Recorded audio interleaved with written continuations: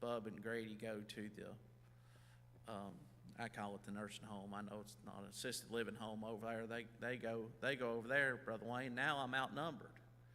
I got three women in the car and one man in the car, and so I'm outnumbered. And so this morning we were having a discussion, and it was just a simple discussion. And I got my mother-in-law. She's got her finger raised and pointing a finger at me right now. And every man in here that's married will understand, or has been married will understand.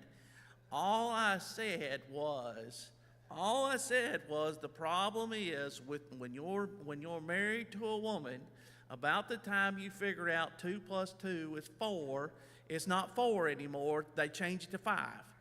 And every man in here that's married understands that right there. And then about the time you're like, okay, now I understand it's 5. It's not 5 anymore. It's back to 4. And you're like, I can't keep track. And so you're constantly trying to figure out, okay, I think this makes them happy. And then it don't make them happy anymore. You got to do something different. And so anyways, but I had my mother-in-law, look at her, look, I mean, she's got her head raised up right there.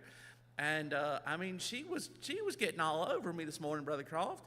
And she's like, I'm going to turn my hearing aids down so I don't have to listen to you teach this morning. What do you think about that, Miss Jimmy? She said, I'm just going to turn my hearing aids down. And look, she's turned them down right now.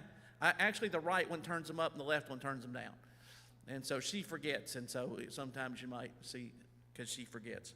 But anyway, I need y'all to really pray for me, because I'm trying to be mentally prepared to come in here and teach Sunday school, and I got to put up with that kind of verbal abuse on the way in here, and so it's pretty rough. It was a pretty rough ride in this morning, but so anyway, I appreciate y'all's prayers.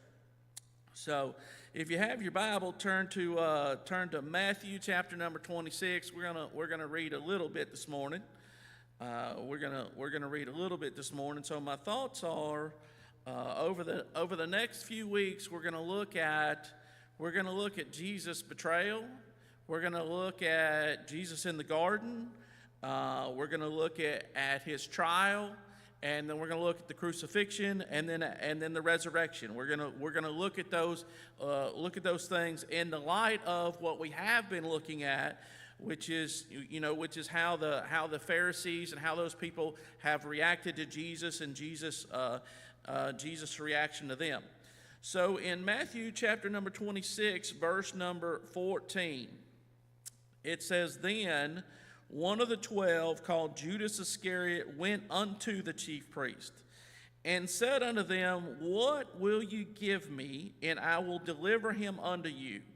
And they covenanted with him for 30 pieces of silver. And from that time he sought opportunity to betray him." Now, if you turn over to Mark, the book of Mark, chapter number 14. In Mark 14, again, I'm just reading basically all the passages that have to do with this, because each one kind of adds a little bit of a different light on it. But Mark 14 and verse number 10. In Mark 14, verse number 10, it says, "And Judas Iscariot, one of the 12, went unto the chief priests to betray him unto them. And when they heard it, they were glad, and promised to give him money, and he sought how he might conveniently betray him." And then if you turn to Luke chapter number 22, and that'll be the last for this little section right here. But in Luke chapter number 22, verse number 1, it says, "Now the feast of unleavened bread drew nigh, which is called the Passover. And the chief priests and scribes sought how they might kill him, for they feared the people. Then entered Satan into Judas, surnamed Iscariot, being of the number of the 12. And he went his way and communed with the chief priests and captains how he might betray him unto them. And they were glad, and covenanted to give him money. And he promised and sought opportunity to betray him unto them in the absence of the multitude." And so, again, obviously, I mean, this is something that we're looking at that's a very familiar passage. it's a very familiar passage, but it's a very sad passage, Chris. Whenever I read this, I think about Judas, and I think about him, that he was one of the 12.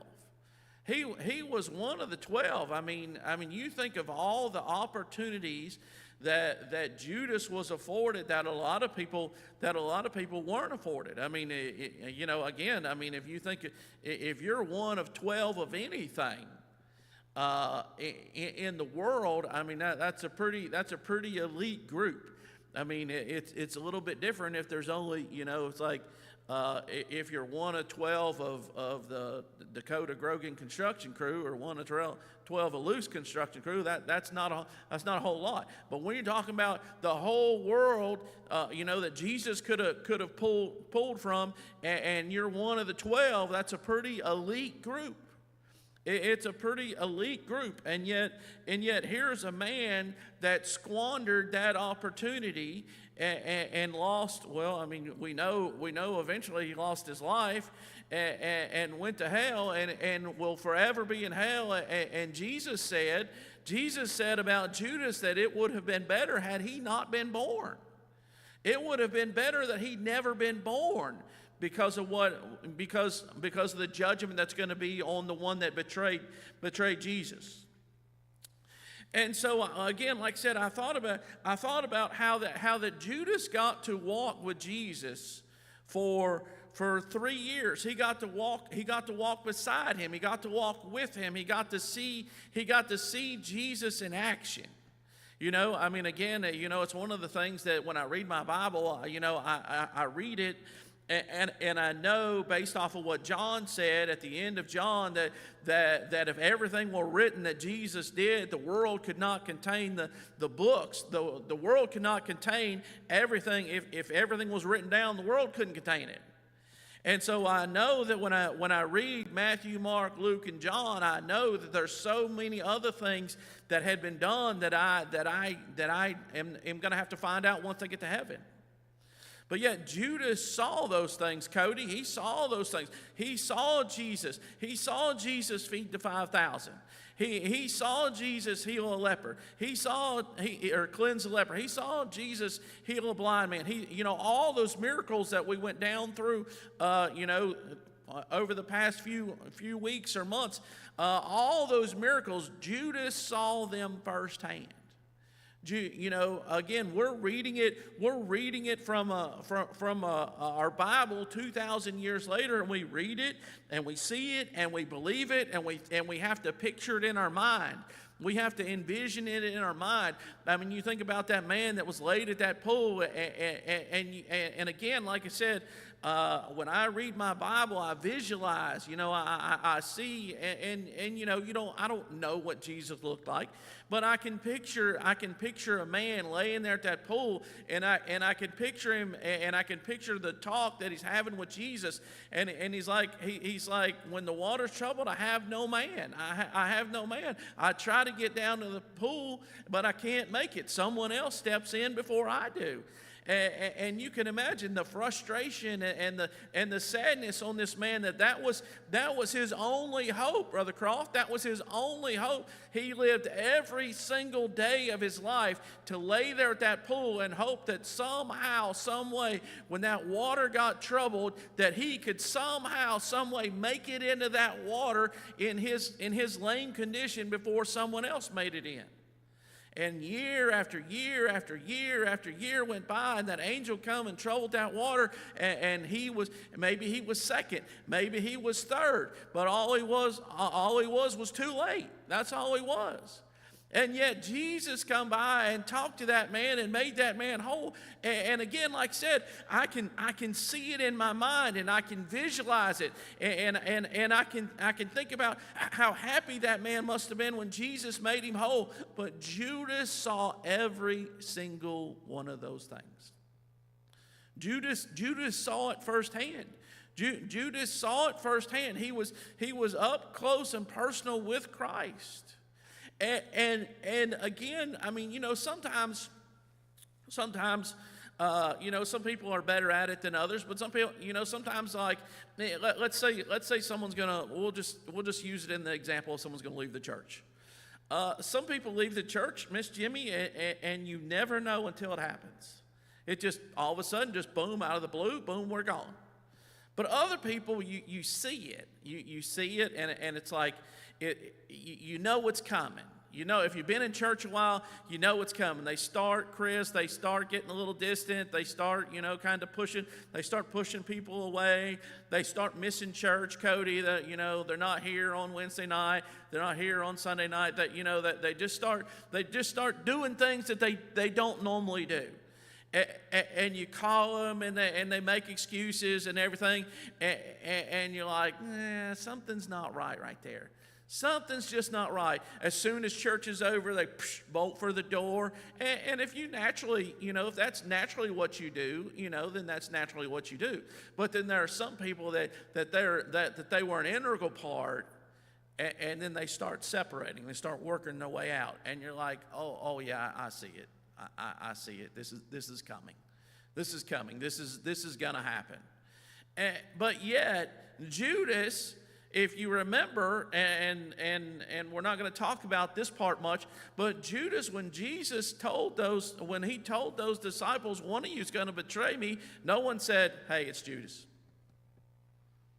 Not one person said, I know exactly who it is. Now, they all said, is it I?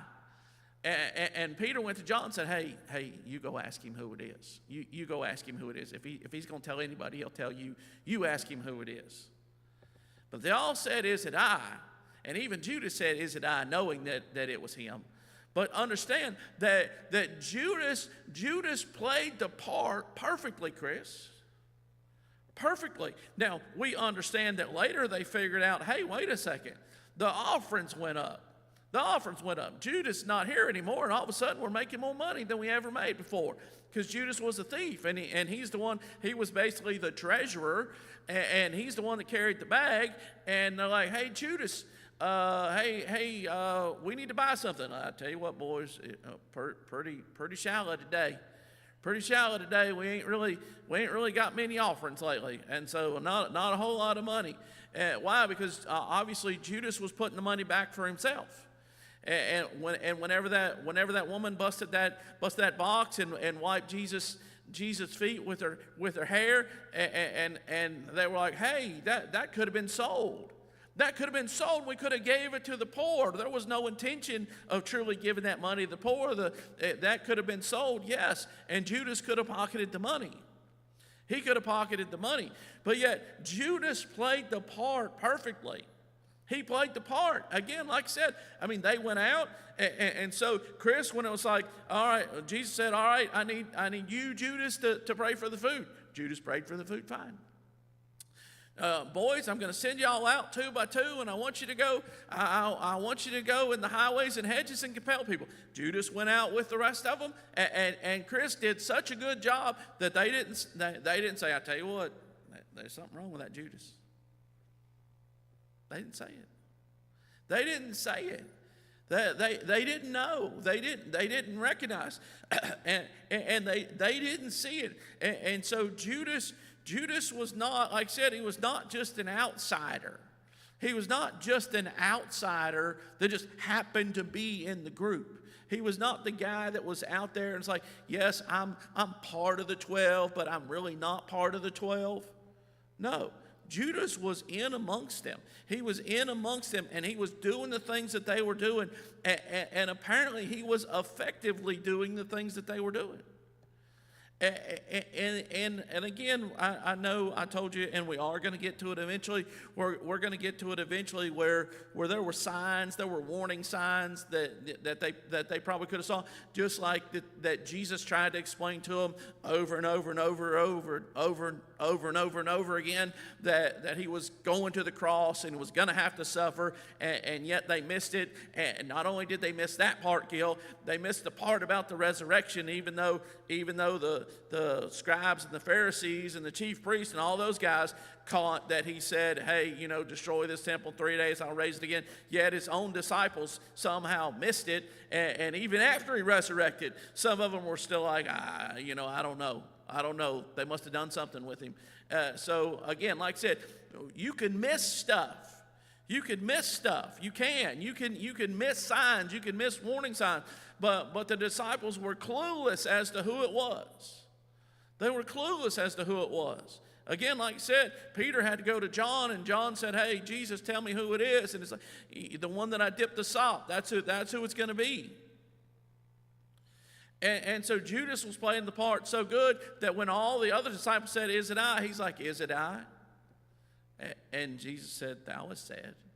He's like, you know who it is. You know it, because if you, and I'll just read this right quick. In Matthew chapter number 26, in verse number 21, and as they did eat, he said, "Verily I say unto you that one of you shall betray me." And they were exceeding sorrowful, and begun every one of them to say unto him, "Lord, is it I?" And he answered and said, "He that dippeth his hand with me in the dish, the same shall betray me. The Son of Man goeth as it is written of him, but woe unto the man by whom the Son of Man is betrayed. It had been good for that man if he had not been born." And then Judas, which betrayed him, answered and said, "Master, is it I?" He said unto him, "Thou hast said." But chronologically, verse 14, again, chronologically, here we have, it's already come in his heart. It's already come in his heart, Chris, to do it. It's already come in his heart to do it. And yet, he's still playing the part. He's still playing the part. And if you think about it, even in the Garden of Gethsemane, even in the garden, he's still playing the part, because how does he choose to betray him? How does he choose to betray him? He said, "The one that I go up and kiss, that's going to be the one. The one that I go up and kiss, he's going to be the one y'all need to take."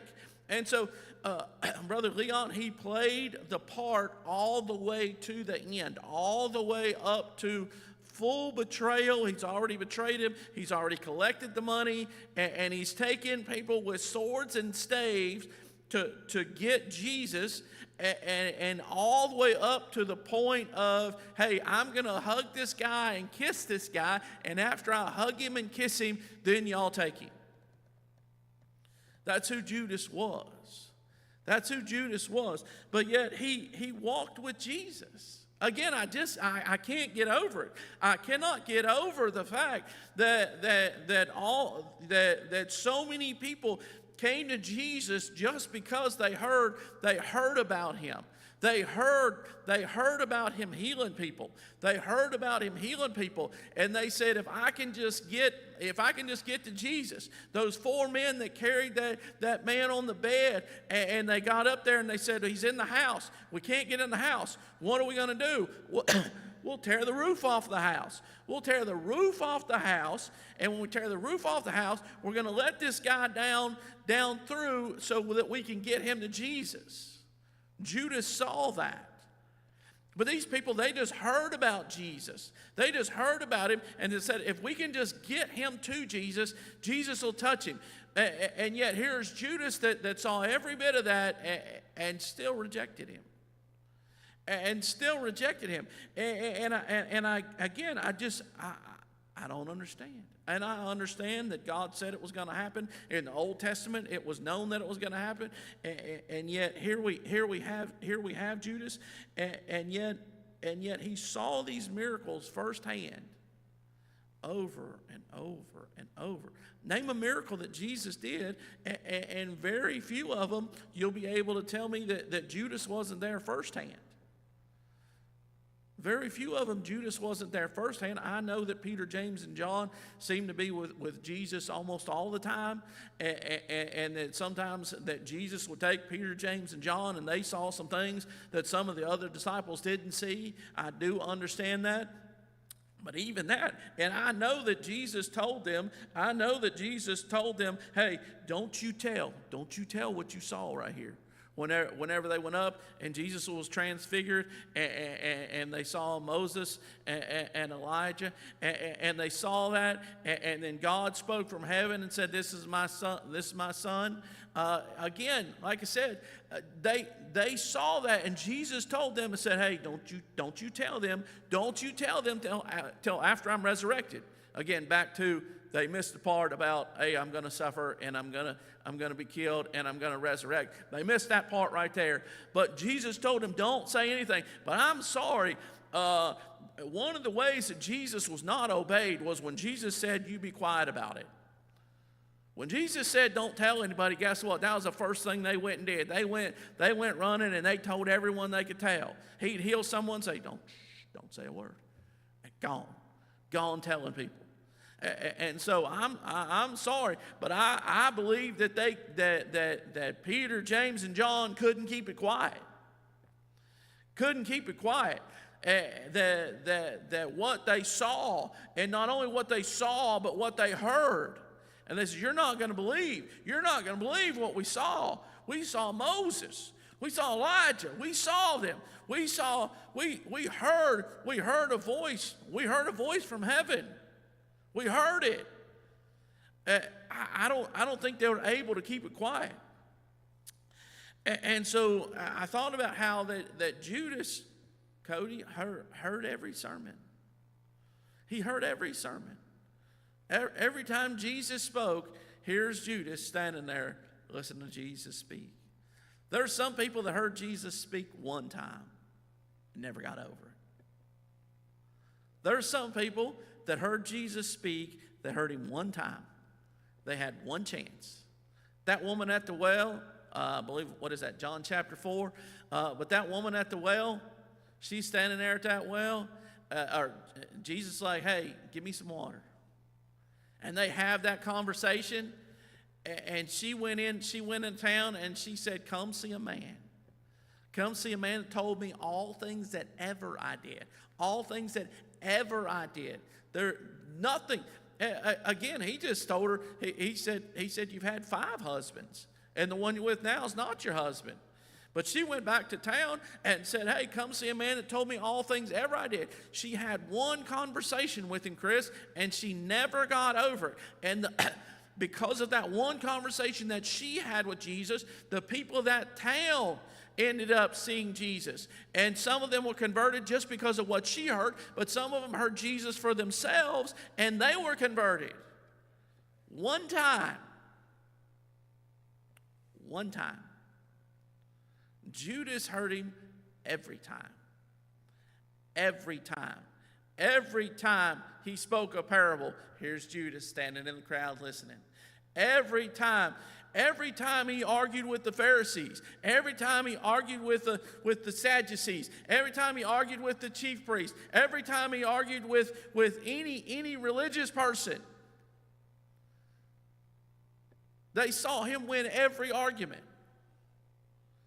Every single argument. That Judas heard the arguments. They heard them try to capture him. They heard with his words. They heard him try to be caught, and he could not be caught. I mean, you want to talk about someone who just picked the wrong horse to run with. Judas was running with the right one, and then chose the wrong one. He's running with the right one, and not one time did Judas ever see Jesus do one thing wrong. I understand you can be disappointed by people, Miss Jimmy. You can be disappointed by people. You can be disappointed by people. If you look at me long enough, you're going to be like, that just disappoints me. You may not even have to look very long. You may not even have to look very long. Again, I think, but that's true of every person in here. Every single person in here. I love Brother Randy, but guess what? Brother Randy's going to do some things that disappoint me. He's going to do some things that I just don't agree with. And you know what? That's okay. Because he's not Jesus. He's not God. And he's just a man. He's just a man, and he's going to make mistakes. But here, Judas walked with Jesus. Now, he could have got upset with James. He could have got upset with John. If you remember, their mother's like, hey, I want my sons. I want my sons. And there was a strife among them of who was going to be best. I can understand sometimes, I understand the mentality of I want to be the best. But I also understand the mentality of, hey, I don't mind you besting me, but don't try to disparage me. Don't try to make me look bad. Don't try and do things purposefully to sabotage me. If you're better than me, just be better than me. But don't be constantly sneaking around, running me down, stuff like that. He might have had that argument with Peter and James and John. He might have looked at Peter and said, that guy never shuts up. That guy never knows when to be quiet. And you know what? That would have been true. Again, Cody, he could have had that on Peter. He could have said, that guy is always saying the wrong thing at the wrong time. He could have looked at Thomas and said, that guy don't believe a thing. I tell you what, you can't tell that guy anything. He's like, well, you're going to have to show me first. You're going to have to show me. No, I'm telling you, we saw it. Well, I didn't see it myself, so I'm not going to believe it. He could have looked at all those other guys and said, I don't like this about him. I don't like this about him. I don't like this about him. And he does this, and he does this, and he's always wanting to do this. And all of that could have been true. But he couldn't say that about Jesus. He couldn't say that about Jesus. He couldn't look at Jesus and say one bad thing. Cody, you couldn't look at him and say, I don't like that he does this. Or if he did say, I don't like that he does this, it would have been a him problem, not a Jesus problem. And a lot of times, and I'm going to change this to an us thing, a lot of times, if you feel like God's doing you wrong, it's a you problem, not a God problem. It's a you problem, not a God problem. And so you have to be careful. I mean, again, you have to be careful because sometimes you get your mind warped, and you're not thinking clearly, and you're like, God's not doing me right here. God's done me wrong. God, and no, it wasn't God. Or if it is, he's trying to teach you something. He's trying to show you something. He's trying, again, like I said, if anyone ever could have said, hey, God's doing me wrong, it was Job. But even Job had to say, no, God's just. Or Joseph, again, I mean, I read Joseph's story and I'm like, man, I tell you what, it's pretty tough. I mean, all he did was wear a coat his dad gave him. He can't help it he's the favorite. And yet his brothers hated him for it because he was the favorite. He couldn't help it. And then sold into slavery. And then that woman did what she did, and he was just. But yet he got cast into prison.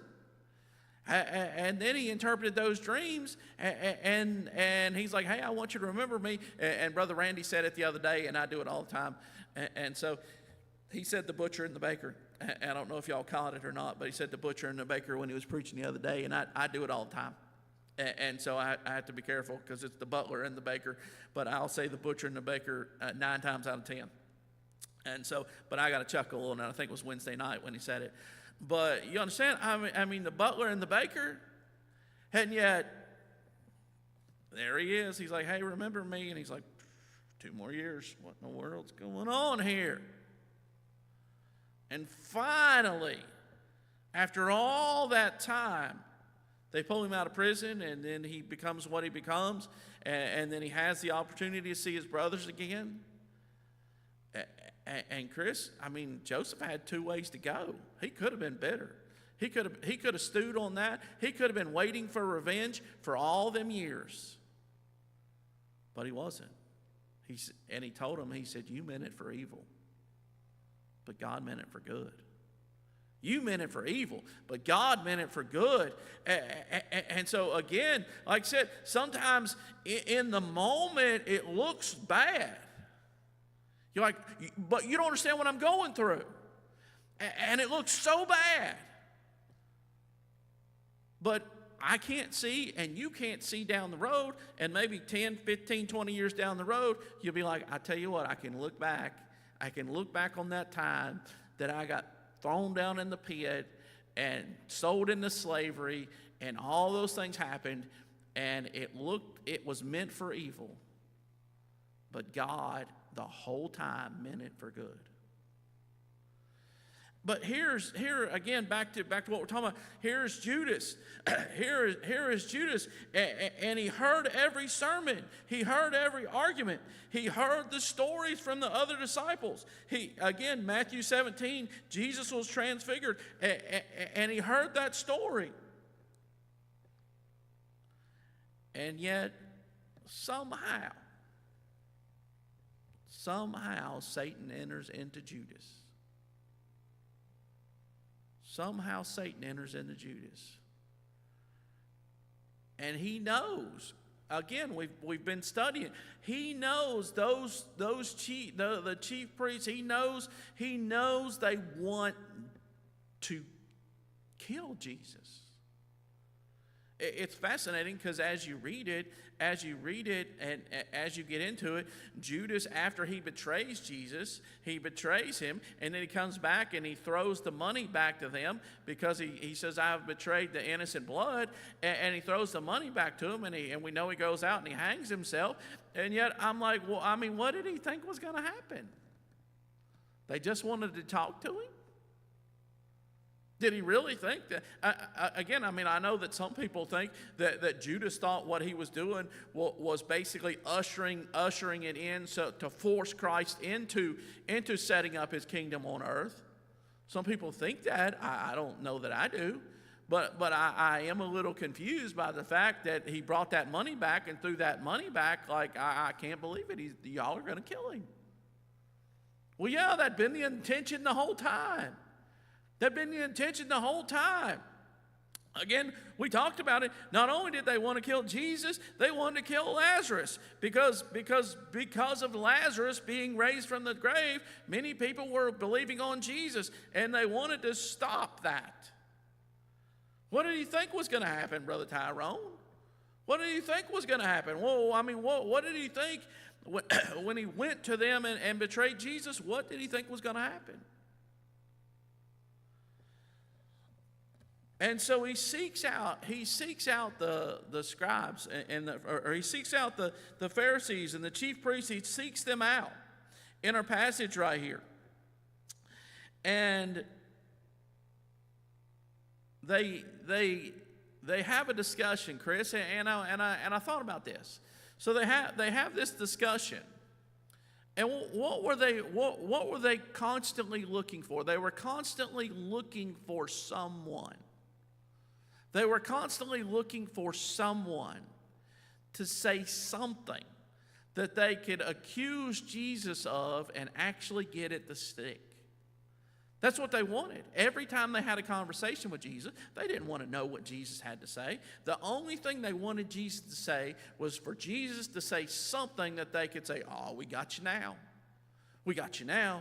We got you now. You've done this. You've said this. And because you said this, you are not who you say you are. You are not the person you say you are. And again, I believe they knew. I believe they absolutely knew who they were crucifying. I believe they knew. And we're going to continue to work to establish that. But yet here they now have someone, Gil, that when they saw him, it was just when he went in the temple. It was just when he went into a synagogue. That's when they saw him. They saw him and they heard his speech. But they had someone that was with him 3+ years, night and day. Again, if anybody knows, most of us know a lot of bad things about Brother Croft. But, if anyone knows the most bad things about Brother Croft, it's Miss Shirley. She knows the most. And she'll tell if you talk to her. But you understand, if you're married to someone, you're going to know a lot more about that person. If you're dating someone, you think you know them. And then you get married and you find out, oh, wait a second. Oh, wait a second. I didn't know she was going to be like this. I didn't know he was going to be like that. I didn't know that I just thought that was just a little quirk that he did once in a while. I didn't realize he was going to do that every single day of his life. Again, like I said, I mean, you think you know someone, and yet then you get married and you're like, oh, well, that's a little surprising. And yet it's difficult. I forget, someone said it the other day. They were talking about, I know, they were talking about it the other day, and they were talking about marriage and how rough marriage is when you first get started, and you think it's going to be wonderful because it's, because you're in love, but yet you take two people that have been selfish their whole life, and then you put them together, and you try and get them not to be selfish anymore. You have to think about the other person. And you think, oh, yeah, I'm in love, I got this. And then you realize, oh, I don't have this as much as I thought I did. Or, oh, she doesn't have this as much as I thought she did. I thought she loved me more. I thought she loved me more than that. And so again, like I said, I mean, I knew my wife a lot better in the year 2000 than I did in 1997 when we got married. And so you think about in that context, I mean, you take it in a work context. Y'all been working together 3-4 years now. I guarantee y'all know each other a lot better than what you did when you first started, whenever Dakota first started this construction crew, and y'all met the first time and stood around the trailer and prayed. And again, I know people change, they change a little bit and everything, but for the most part, you know what I mean? People kind of are who they are. And so again, they sent people in. They sent people in to be with Jesus, to stir the pot, and to fake like they were just men and just make sayings and try and trap Jesus. And those men came back and they're like, I don't know what to say. Never man spake like this man. And they couldn't find anybody. And we're going to see, maybe next week, we're going to see or the week after, that even to the point when he's standing before Pilate, it's all false accusations. It's all false accusations. It's not real accusations. It's false accusations. But they said, oh, I know we've got Judas here. And there's no way possible that they didn't say, Judas, tell us something. Tell us something he did bad. Tell us one time he was a hypocrite and he said one thing and did another.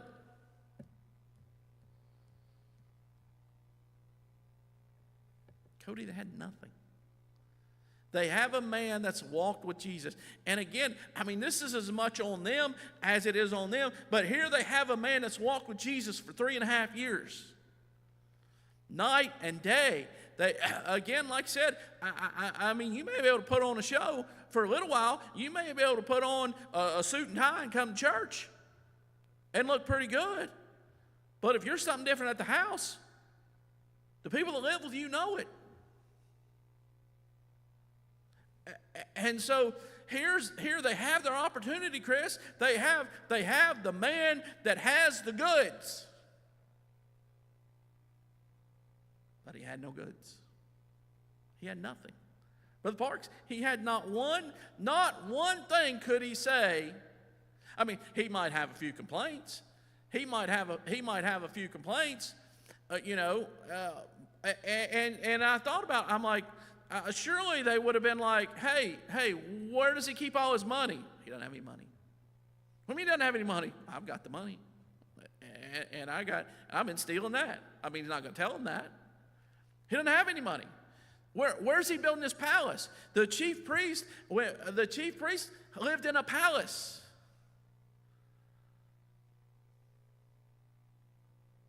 Where did Jesus live? He said, I don't have a place to lay my head. I don't even have a place to lay my head. And like, that's not true. And Judas like, actually, it is kind of true. Well, we heard about this miracle where he fed the 5,000. What catering service did he use? Well, actually, it wasn't a catering service. It really was a little lad with 5 loaves and 2 fishes. But you took up 12 baskets of fragments. That's right, and I carried one of the baskets. But how did that happen? This blind man, tell us that he brought this kid in and he was faking being blind. No, I never saw the kid before. I'd never seen him before. These lepers, guess what? They knew them lepers. God set it up so they had to know. You didn't go to the doctor and get declared unclean, Cody. You went to the priest and you got declared unclean. And these men tell us that he faked them being lepers.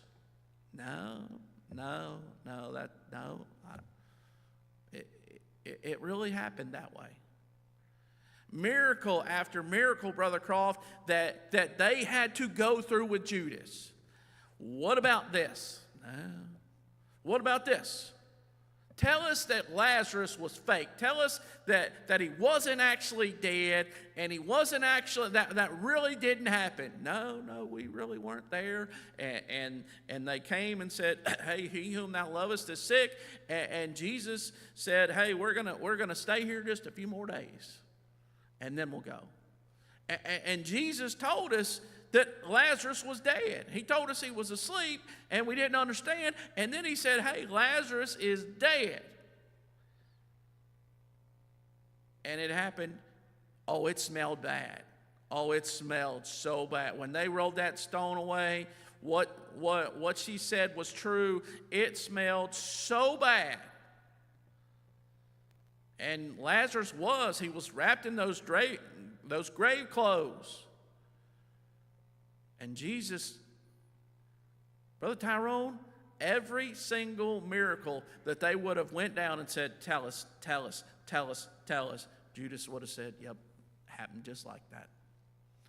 We heard he walked on the water. Tell us that when he walked on the water, he had some boats or something that he was like standing on. You know how sometimes if you're out on a pool or something, you get the floaties and you try and get stood right on them just and it'll kind of raise you up a little bit. Never walk all the way on the water, but you know what I'm saying. Tell us he had something that would make him where it just appeared like he was walking on the water.